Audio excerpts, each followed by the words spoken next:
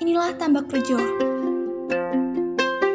bagian dari Tambak Lorok yang sudah dikenal sebagai kampung nelayan sejak 1950. Berada di bagian utara kota Semarang, tepatnya di Kelurahan Tanjung Mas, Kecamatan Gayangsari.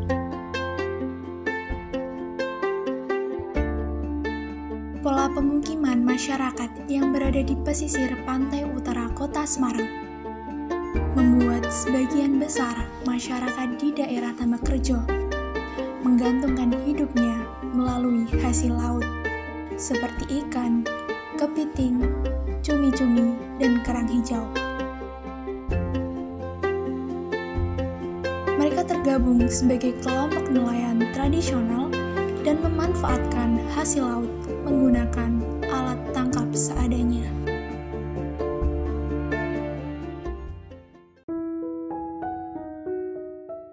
Tidak hanya terbatas alat yang masih sangat sederhana, masyarakat Tambak Rejo hidup bersanding dengan berbagai permasalahan seperti sampah, polusi, dan pola pemukiman yang tidak tertata. Hal ini menyebabkan kawasan ini mendapat label kumuh dan kerap kali dituding menjadi penyebab rob di kota Semarang. Hingga pada tahun 2019, pemerintah menyulap kawasan ini dengan melakukan relokasi serta normalisasi aliran sungai banjir Kanal Timur.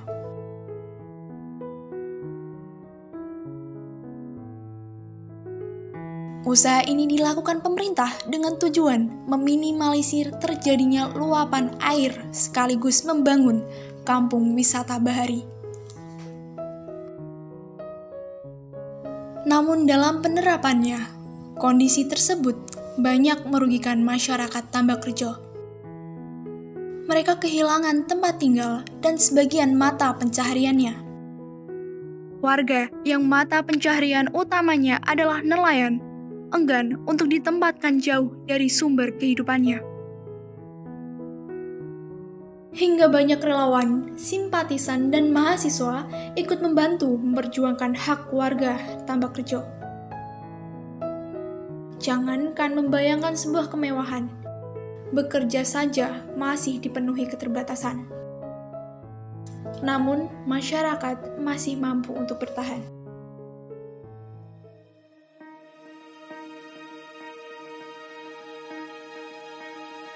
Saat ini saya berada di kawasan Tambak Rejo. Ya, di sini ada pemukiman, ya, ada pemukiman yang disebut dengan nama Rumah Deret. Ya. Rumah Deret ini ada sekitar 90-an, ya, dibangun di sini oleh pemerintah. Yang semula kawasan sini sebenarnya itu adalah kawasan bantaran sungai, ya, bantaran banjir Kanal Timur. Ya. Banjir Kanal Timur yang karena sering sekali mengalami persoalan-persoalan banjir di kawasan sini, maka dilakukan normalisasi sungai yang kita kenal dengan banjir Kanal Timur di kota Semarang. Dari hasil penelitian ditemukan bahwa nelayan kecil ini memang tidak harus ada intervensi dari pemerintah. Ya, pemerintah membuat sebuah kebijakan yang dari segi lokasi tempat tinggal itu juga harus lakukan pembenahan, kemudian dari segi sosial, ya, mereka juga perlu dilakukan suatu penataan, ya, untuk kehidupan yang wajar, ya, sebagai warga negara yang harus dipikirkan oleh pemerintah sebagai tanggung jawab dan amanat dari Undang-Undang Dasar. Untuk sementara proses relokasi ini, para penduduk nelayan ini pindah di bawah jembatan layang yang kemudian menjadi bedeng-bedeng, ya, untuk sementara waktu, dan saat ini sudah dibuatkan oleh pemerintah yang sudah hampir jadi. Ya, mereka nanti setelah menempati di bedeng, di sana ada 3 bedeng untuk kehidupan yang sangat sederhana, akan dialihkan, dipindahkan di rumah deret ini. Pertemuan terakhir tadi terutama bagaimana menyiapkan untuk memiliki mata pencarian yang bisa menjadi sumber kesejahteraan baru setelah pendapatan dari sumber utama yang dulu, yaitu menangkap ikan atau mengelola tambak atau dengan cara menangkap kepiting ya di mangrove yang sekarang sudah tidak mungkin lagi, maka dicari solusi-solusi yang masih tetap berbasis pada kehidupan perikanan ya. Dari produk lokal tadi disimpulkan kerang masih bisa menjadi pilihan, terutama pada musim kemarau.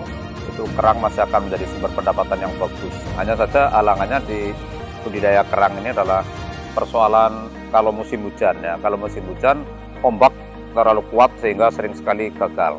Yang kedua, mereka modalnya sangat terbatas. Ketika gagal, maka untuk beli bambu lagi yang menjadi modal dasar usaha kerang ini juga mengalami kesulitan.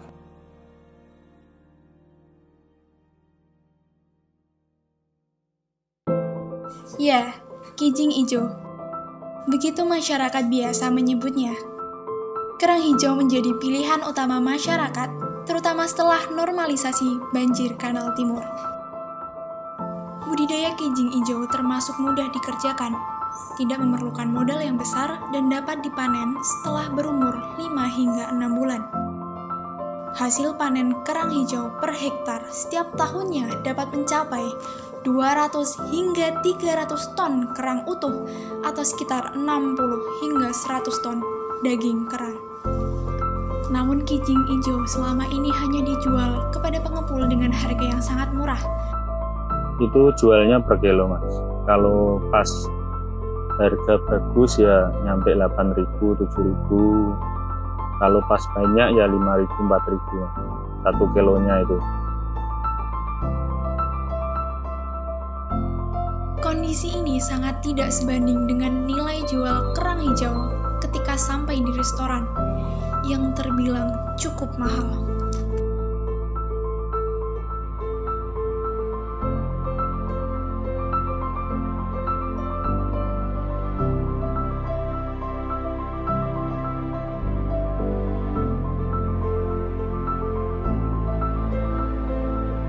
Cangkang kijing ijo selama ini hanya menjadi limbah. Padahal sebenarnya cangkang ini bisa dimanfaatkan. Sebut saja sebagai kerajinan tangan hingga menjadi tepung untuk pakan ternak.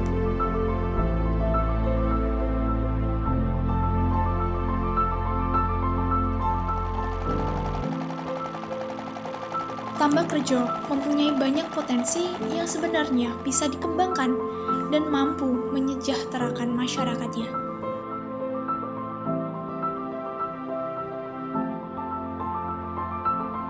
Kita akan mencoba untuk dilakukan penelitian lanjutan untuk tahun yang akan datang, dan sambil mencari solusi-solusi mengembangkan kemitraan masyarakat sini dengan masyarakat di luar Tambak Rejo dan juga dengan pemerintah, juga dengan dunia usaha dan industri.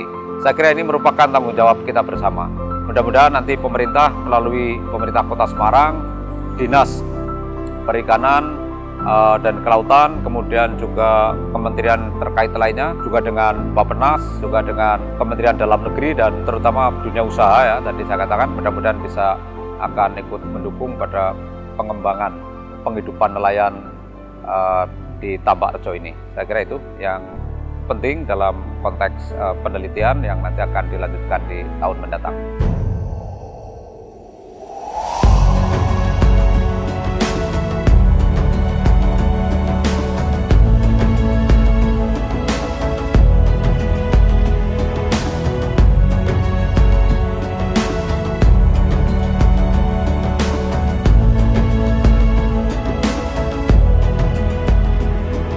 Manusia pada hakikatnya adalah sama, dilahirkan untuk bekerja sama seperti kaki, tangan, dan mata. Saling menghalangi itu tidak alami. Demikian pula saling marah dan membelakangi. Berdasar rasa peduli, menemukan masalah dan potensi, hingga mencoba membentuk sebuah sinergi adalah bukti pengabdian UNES untuk negeri.